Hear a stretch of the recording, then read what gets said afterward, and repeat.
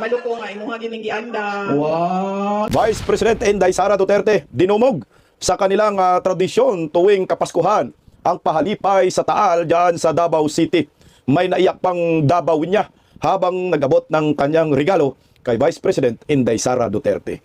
Alam niyo mga kabisdak, bilib po talaga ako kay Vice President Inday Sara Duterte, hindi lang kay Vice President Inday Sara, kundi sa lahat ng mga Duterte, sa pamilyang Duterte. Mantakin mo, sa sobrang daming problema dumating sa buhay nila, sa sobrang daming mga paninira sa kanila, black propaganda, inakulong na nga ho si Tatay Digong, kinidnap na po ng Marcos admin, pero hindi pa rin po nila tinatalikuran ang kanilang tradisyon at responsibilidad sa kanilang mga kababayan na mamamahagi po ng pamasko tuwing pagsapit ng December 25.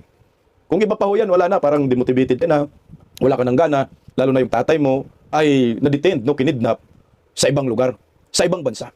Okay lang ho sana kung nandito sa Pilipinas pero nasa ibang bansa, sa bansang Banyaga. Yun po ang isa sa mga mabigat na pinapasan ngayon ng pamilyang Duterte, si Vice President Inday Sara at siyempre ang lahat ng mga Davaoenyo. Pero hindi po yan hadlang para talikuran ang kanilang tradisyon sa pamimigay ng ayuda. Dinubog po ng libo-libo, I think umaabot na po ng 40,000 ka mga tao ang dumagsa. Kung ang mga Duterte ay merong tinatawag na palabra de honor, meron namang kakaugali din ang mga Marcos, ang mga budol. Mambubudol at tinawag po siyang kayabangan, mayabang ng isang kongresista. Palike po muna mga kabisdak, pa-subscribe at pakipindot po ang inyong notification bell upang lagi po tayong updated sa ating mga video. Merry Christmas po sa ating lahat. Mabuhay po tayo mga Pilipino. Ayan. Ngayon po ay December 25, 2025. Ngayon ay isang maswerteng araw sa taong ito. Tanong ko po sa inyo, maswerte ba kayo? Ay, sa mga OFW, binati na ba kayo ng inyong mga mahal sa buhay? Habang kung hindi pa, ako na lang ang babati. Merry Christmas po sa inyo. And advance Happy New Year. At maraming salamat sa Super Pajikas. Ako pala yung sinerte. Nita Casilsun, maraming salamat po sa inyo. Mabuhay po kayo. At sa mga nagpapakulay po, maraming salamat din po sa inyo kagabi sa ating live. Magandang gabi po sa ating lahat. Merry Christmas po. Ito po ay panahon ng pagbibigayan. Hindi po ito panahon ng pambubudol. Subalit, hindi po nakaligtas si Bungit sa isang kongresista at tinawag pong mayabang. Narito po, bago po natin pag-usapan yung magandang ginawa ho ng pamilyang Duterte. Narito. So mga boss, Merry Christmas muna sa inyo ha. Happy New Year. Nawa ay nasa maayos, maganda kayo na kalagayan at maging kahit simple ang inyong Noche Buena. Ang mahalaga, sama-sama ang ating pamilya at nagmamahalan tayo. So, ang Nagmamahalan sir, iba yung nagmahal sir. Nagmahal po sir ang anak ng kamote, presyo ng bilihin. Mahal na mahal sir. Ili San Fernando. Medyo talagang may sense din itong si Ili San Fernando no?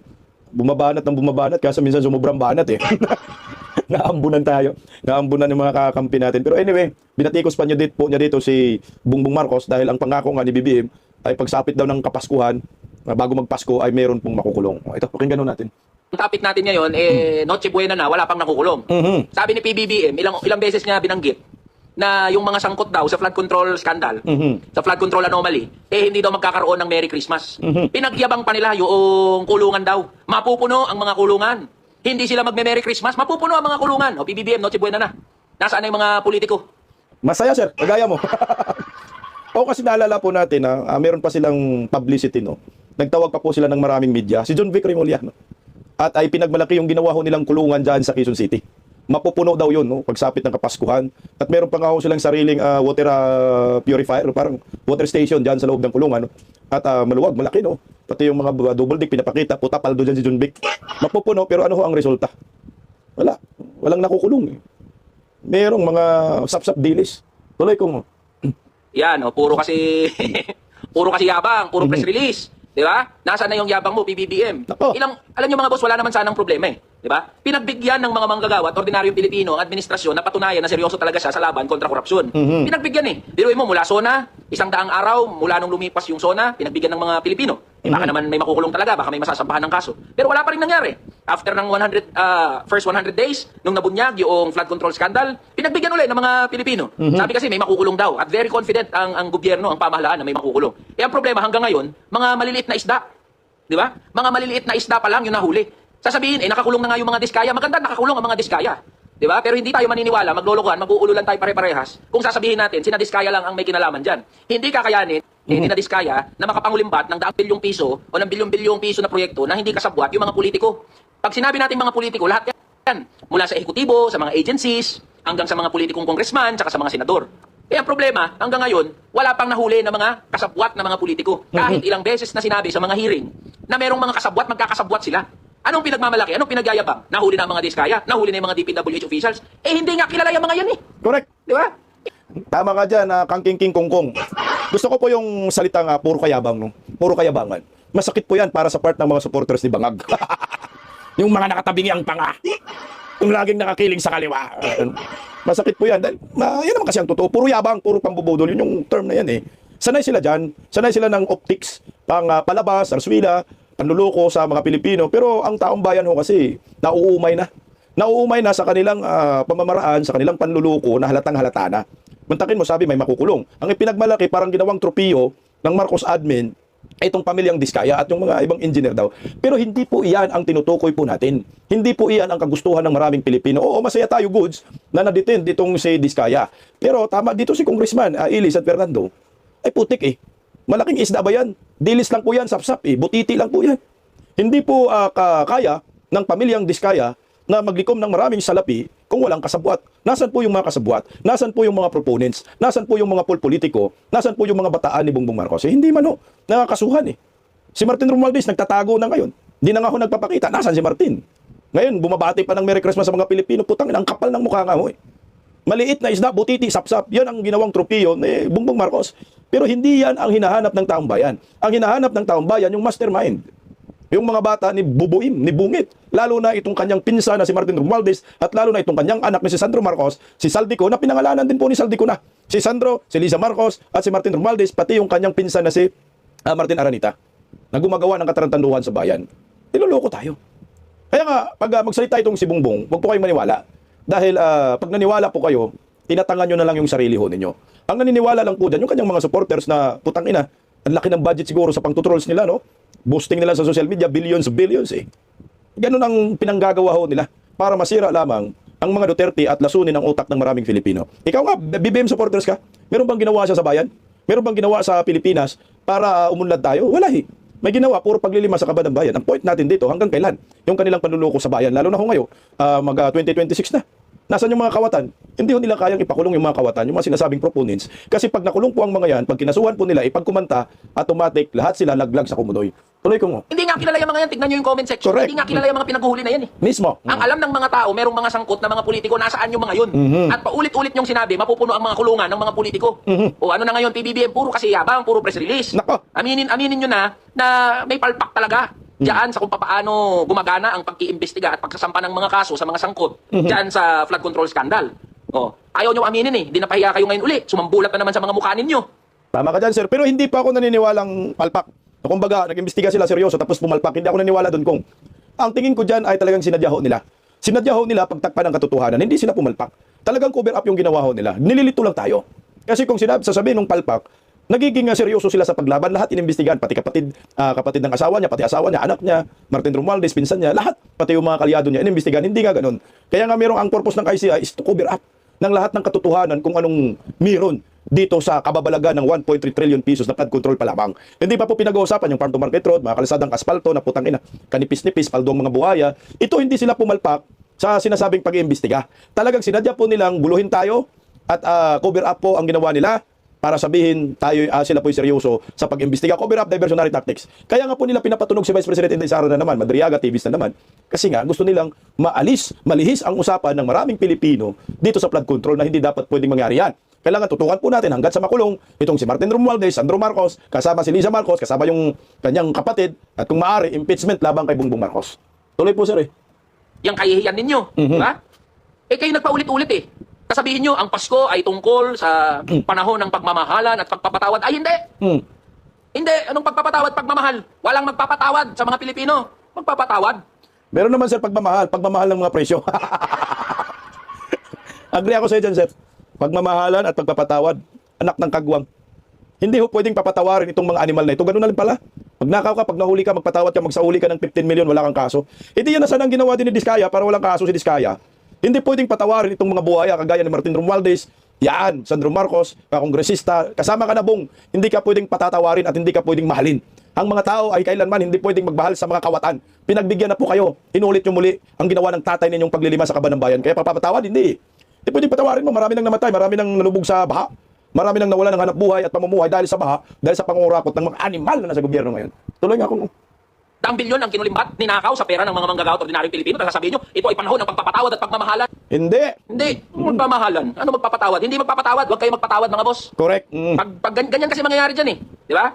May iskandalo, magnanakaw ng 1 bilyong piso mula sa pera natin na dapat pondong pampagamot sa mga ospital, sa mga pasyente sa ospital, pampatayo ng eskwelahan, pampatayo ng mga ibang social, mga infrastructure projects. Tapos ang mangyayari, walang makukulong, meron lang huhulihin ng mga maliliit na isda, tapos malilimutan natin, tapos sasabihin, magpatawad tayo. Wag na. Ululan yan, di ba? Correct. Tama, ang Pasko ay tungkol sa pagmamahalan. Tama, ang Pasko ay tungkol sa pag-iibigan. Pero ang Pasko ay tungkol din sa accountability. Correct. Walang tunay na pagmamahalan, walang tunay na pag-iibigan kung walang pananagutan. Tandaan nyo yan, ha? Kaya wag mo kaming paandaran ng season's greetings mo, President Bongbong Marcos. Ha? Kaya wag mo paandaran ng season's greetings. Ano, gusto mong malimutan na lang namin? Gusto mong mabaw na lang sa limot? Porket Pasko, porket magbabagong taon, magse-celebrate ang mga manggagawa. Nagiinuman na nga yung mga manggagawa at ordinaryong Pilipino eh. Correct. Nagka-happy-happy na nga eh. Lasing na Diba? nga. Pero hindi nangangahulugan na dapat makalimot. Huwag niyong ipagduldulan sa mga mukha namin na dapat tungkol sa pagmamahalan. Kaululan yan. Walang magpapatawad hanggat walang nakukulong na kurap. Walang magpapatawad hanggat hindi na ibabalik yung 1 bilyong pisong kinulimbat sa pera ng taong bayan. Tama ka dyan, sir. Baon mo pa. Galit na galit ang kongresistang ito. Tama. Hindi pwede magpatawad kasi hindi ka pa nagbayad. Magbayad ka muna ng kasalanan mo bago ka patawarin. Mantakin mo, trilyon, bilyon. Yung ninakaw, tapos at the end of the day, sasabihin ni Bungit, magpapatawad, putang ina. Yung pinagmamalaki mo na 5,500 flood control projects, nasa na yung mga animal na yon? Puro mga multo, ghost projects, puta, hindi pwedeng patawarin. Papanagutin ka mo, accountability. Ang problema ho, wala ho talagang mananagot ng mga malalaking isda under Marcos admin. Yun ang isa sa mga nakikita ko dito. Napaka-imposible ho na ipakulong ni Bongbong Marcos si Martin Romualdez. Napaka-imposible din po na ipakulong ni Bongbong Marcos si Liza Marcos. Napaka-imposible na ipakulong ni Bongbong Marcos si Sandro Marcos. At napaka-imposible na siya po mismo ay bababa sa pwesto. Kaya pag sinabi po natin pananagutan, malabong-malabo ho, under Marcos admin. Siguro, sa next administration, pwede pong managot sila. Lalo na pag si Vice President Inday Sara ang maging presidente. No mercy talaga yan. Talagang walang kapatawaran. Pero sa ngayon, ang tanging aasahan na lang ho natin ay yung wish ni Cara David. Anong wish ni Cara David? Na mamatay na sana ang mga kurakot.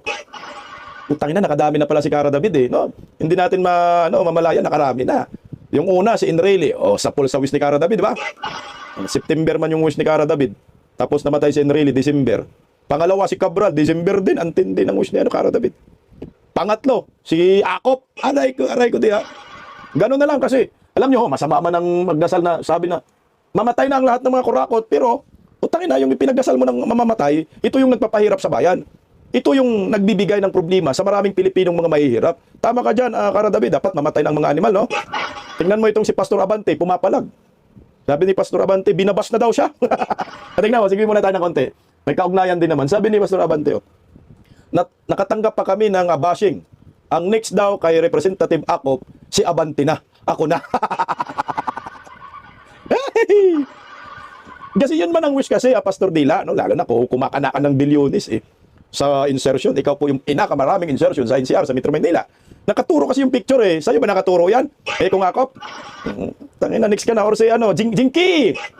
Jinky Luistro, dali kayo dyan. Magkatabi pa naman kayo. Alam mo, na ito si Akop, no?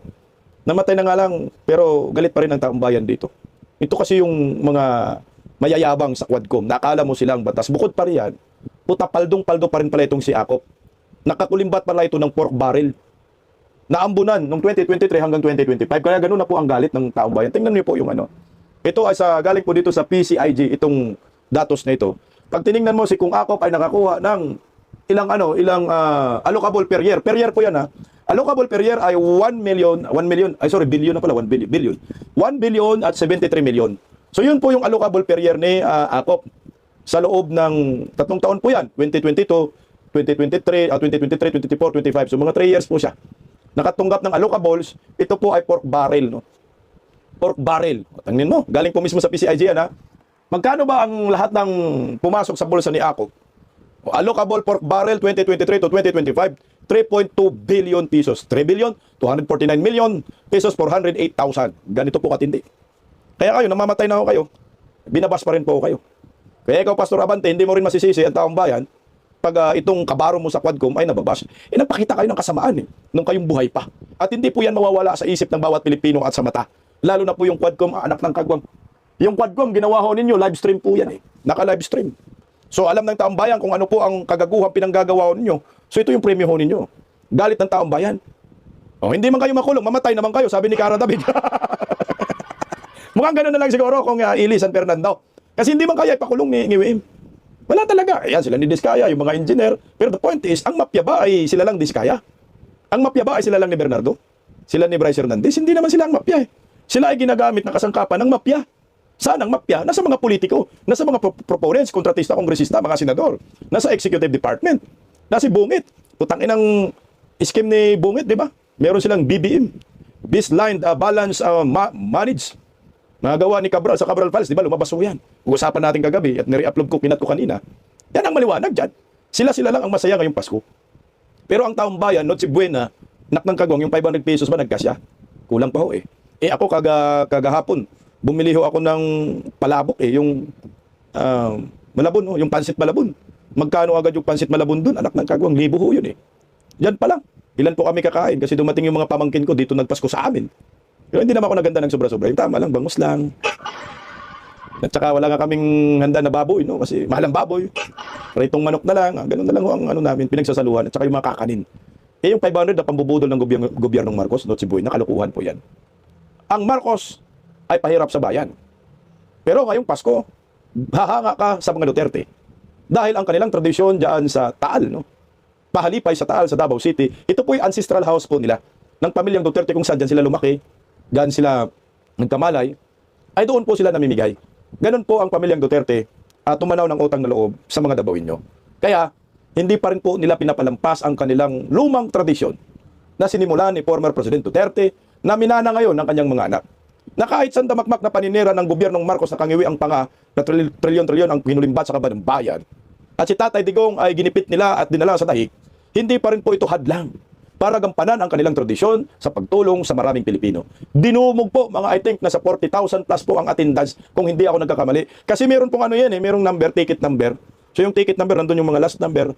Check natin mamaya kung ilan, gaano napakarami ang nag-attend dyan sa Pahalipay, sa Taal. Pero pakinggan po muna natin ang balitang ito, narito po. Kahit wala si dating Pangulong Rodrigo Duterte ngayong taon, tinuloy ng pamilya Duterte ang pamimigay ng pamaskong tradisyon sa Davao City. At live mula sa Davao City nga, nasa frontline ng balitang yan, si News 5 Mindanao correspondent Bril Montalvo. Bril, Merry Christmas. Kamusta si sitwasyon dyan? Nikki, Merry Christmas din sa'yo. Patuloy ang pagdating ng mga Dabawenyo dito sa Ancestral House ng pamilya Duterte sa Taal Street sa Davao City para sa kanilang taunang tradisyon sa pamamahagi ng pamasko.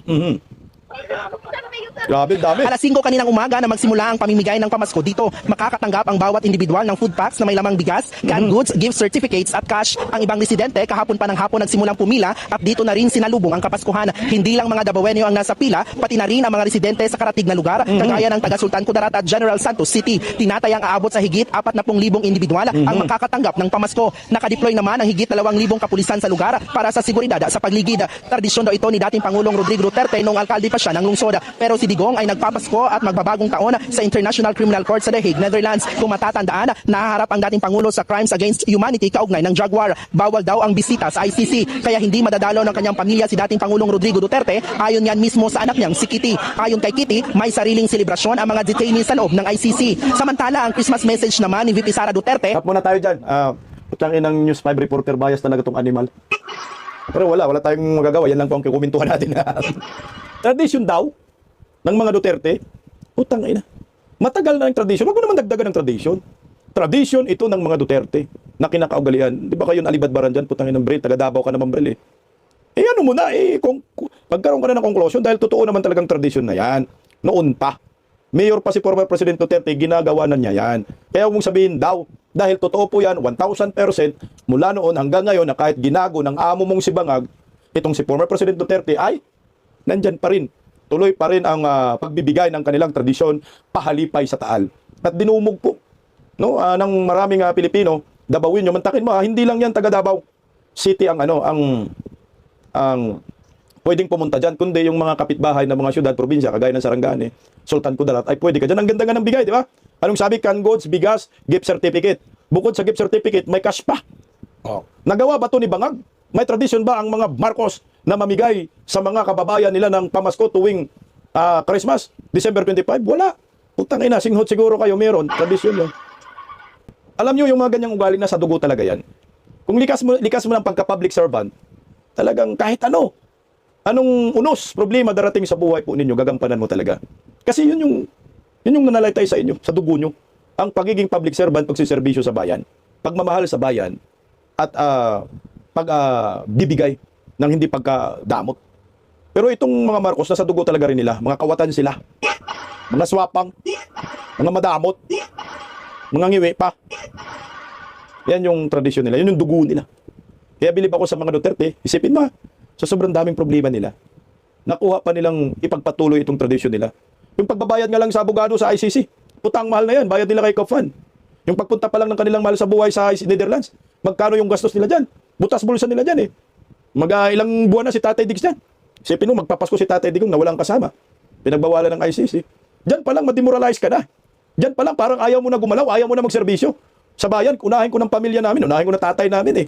Kailangan namin ng pera. Kailangan namin ng pinansyal, pambayad sa abogado, pambayad sa hotel sa Netherlands, pambayad sa aeroplano, sa tickets, plane tickets, pangkain doon.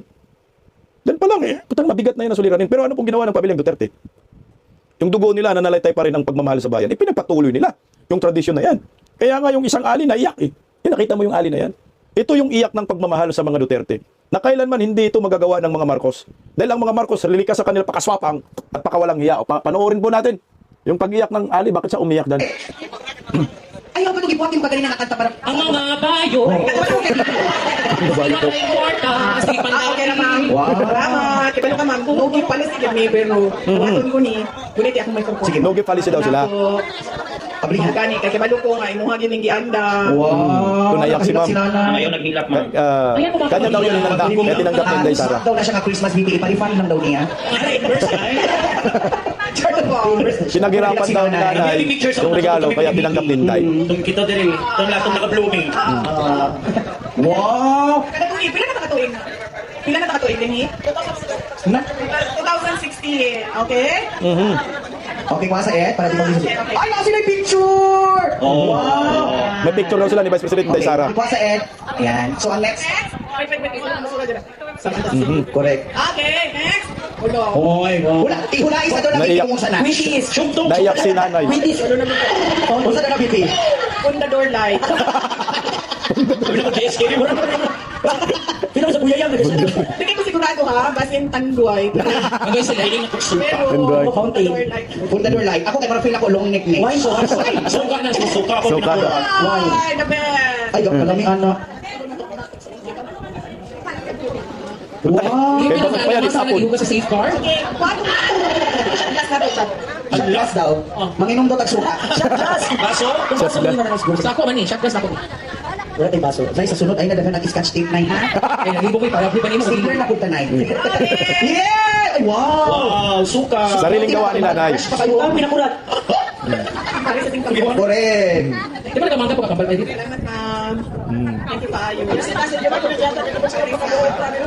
Galing daw sa puso niyang binigayan kay Inday dahil sa kabait ni Inday. Hindi na asam. Ayan, picture na naman natin si VP at saka si nanay. Pakita tong baso. Ito na yung picture. Para makita. Ayan. Ayan. Okay. According kay VP, no gift policy jud pero kay tungod gipaghirapan jud ni nanay ni. Iya jud tawaton. Ako ba ng host? Oh, smile ma'am, smile. Ang host. A picture. Ang mga bayot. Ang mga bayo. Ay, sorry lang. Naubos ang kwarta. Kasi mo sa baso. Nagraming tawa ng bakla na yun. Kung minahang wala lagi ni baso. Sabi ko na lang niya. Narinula. Alam, palakpakan natin si Vice President Inday Sara Duterte. Bakit po? Simpleng tao po yung umakyat, may regalong suka ba yan? Binigay kay Inday Sara. Tinanggap ni Inday Sara dahil pinaghirapan ng matanda. Naiyak yung matanda dahil tinanggap. Ginawa daw ng matanda dahil mabait si Inday Sara, niregaluhan niya. Pag si Baki pa nandyan, regaluhan ng suka, itapon yan. Pag si Dayon Yoran, baka ihagis yan sa stage eh. Kaya ko ng suka. Gusto ko pulburon. Isang truck. Butat ang inumin niya. Papanoorin po natin, dinumog po si Vice President Inday Sara. Dinumog po yung Taal. Ang tawag yan?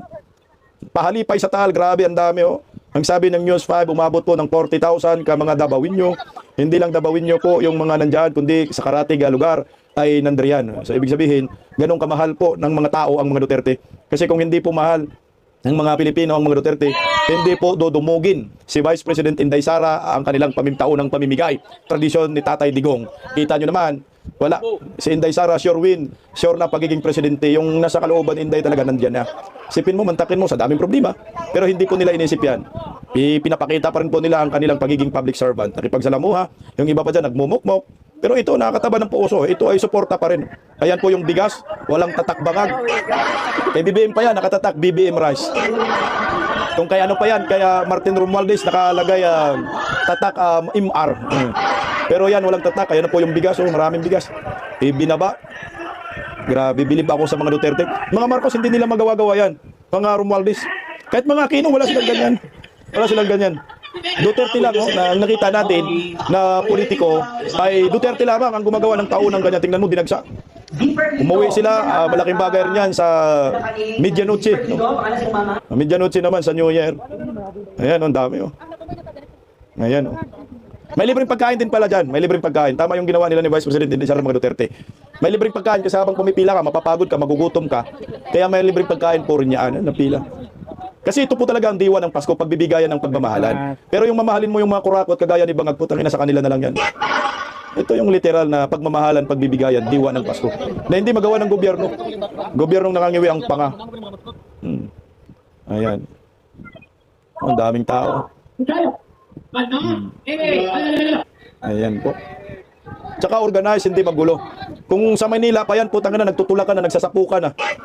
Lalo na pag dumating yung starstruck si Vice President Inday Sara, yan ang pinagkakaguluhan. Oh. Selfie dito, selfie doon. Ayan. Mahal talaga ng mga Pilipino si Vice President Inday Sara at mga Duterte. Kasi maganda yung ano ni Tatay Digong ginawa para sa bayan. Pero itong mga bangag puta, kinamumuhian natin yan. Ito pa, isa pa. Habang nag-ano tayo, nagkukomento. No, teka lang. May copyright. Okay. Ayan, huwag na natin lagyan ng boses. O ganong kadami ang dumating sa taunang pahalipay sa taal ng pamilyang Duterte. Kahit anong pagsubok sa pamilyang Duterte na dumating sa buhay nila, tuloy pa rin ang pagbibigay ng saya, ligaya, pagmamahal sa maraming Pilipino. Ito yung nakakahanga sa kanila. Consistent sila. Consistent sa pagtulong sa bayan. Pero ang mga Marcos, consistent din sila sa pagnanakaw sa pira ng bayan. Yung tropang Marcos, Araneta, Romualdez, consistent sa paglilimas na hanggang ngayon umaasa pa rin ang maraming Pilipino na may managot at makulong sa ginawa nilang kulungan. O tsangina, pag hindi nila magawa yan, hintayin na lang natin si Vice President Inday Sara na maging presidente para ang lahat ng mga buhaya ay maprisog yun.